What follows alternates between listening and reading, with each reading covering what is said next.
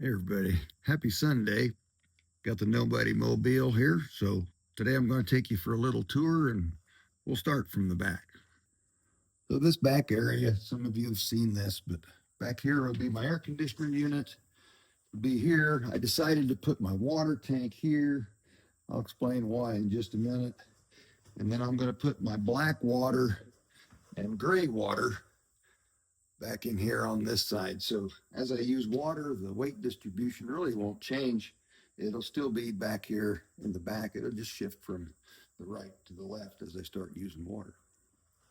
I was going to put the water tank up here, but then I was doing some research and I was actually using AI to have a conversation about, science. And so I think AI can be a tool, but I did use some AI to bump some ideas off of it. And one of the big things that it came up with is this sloshing effect, this the hydraulic effect of the water going back and forth because it's so high, and because of the way the bus is designed with these ribs, that having over 500 pounds of water up this high could cause me an issue. So I'm like, well, I'm not going to risk it. So I'm going to put a water tank back there in the back. So I've got my sleeping area here. I decided to put a bunk right here in front of the air conditioner. And then I've got my other sleeping area that I kind of always had planned, but I was thinking maybe putting a tank under it or something like that. So, and then I think I'm going to do storage then up here. And this remaining space right here that after I got my cabinets in and after I got my bed put in, then that determined what size was left and what will eventually become my wardrobe.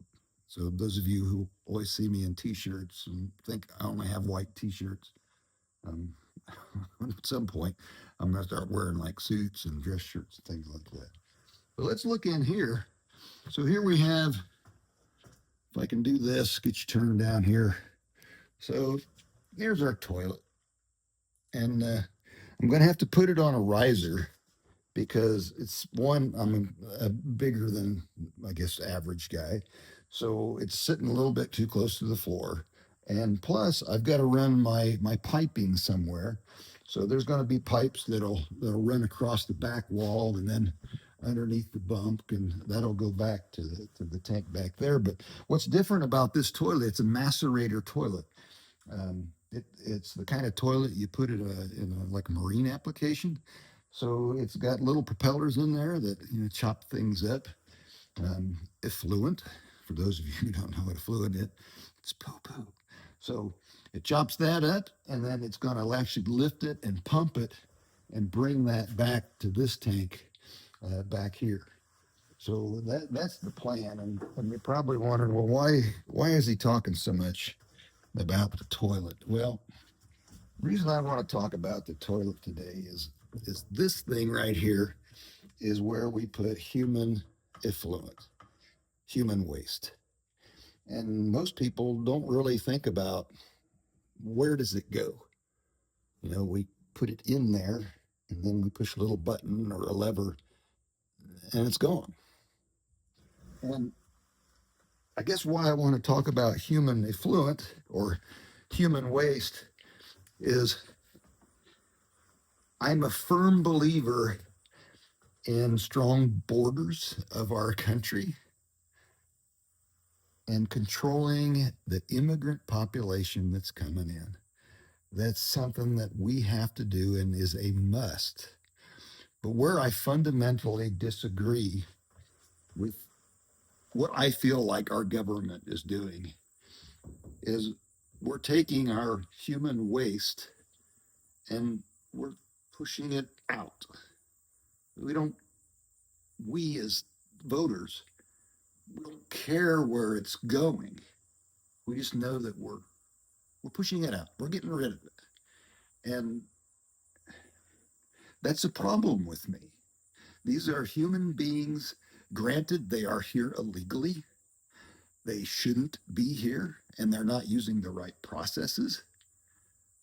However, having some empathy and compassion and considering what they are trying to leave or get out of, I think they're human beings. So why can't we treat them with a little respect, with some dignity? You know, we talk about Christian nation, brotherhood, fraternity, communion, where we work together, we love each other. And that's not what we're doing. We're not loving each other. We're dividing each other. We're calling one side socialists. We're calling the other side communists. We're calling this side fascists. And we're dividing our nation. And this is a problem for me. So those who are hardcore right, they're going to be saying, well, there goes that socialist again, that liberal talking about because he cares about people. Well, I think we should always care about people. And I kind of thought that's how our country was founded, on caring about people, as well as